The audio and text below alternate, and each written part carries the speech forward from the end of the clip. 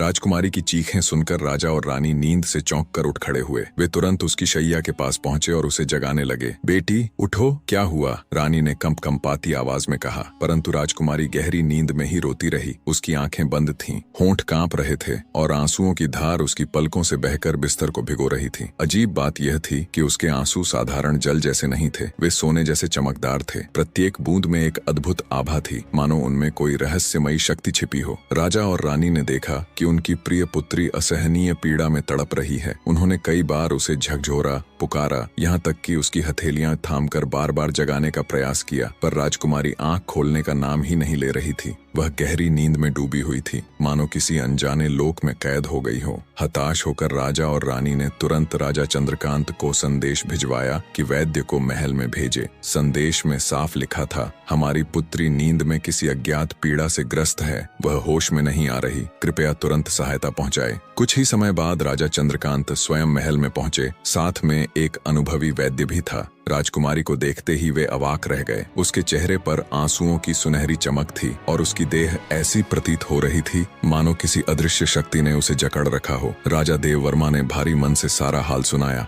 उन्होंने कांपते शब्दों में कहा, महाराज, यह हमारी संतान का दुर्भाग्य है। जाने कौन सी अदृश्य छाया इस पर मंडरा रही है। हम हर प्रयास कर चुके हैं, पर इसे जगाने में असफल रहे हैं। अब केवल ईश्वर ही हमारी पुत्री को बचा सकते हैं। पूरी कहानी देखनी है तो डिस्क्रिप्शन में लिंक दिया, आप जाकर देख सकते हैं।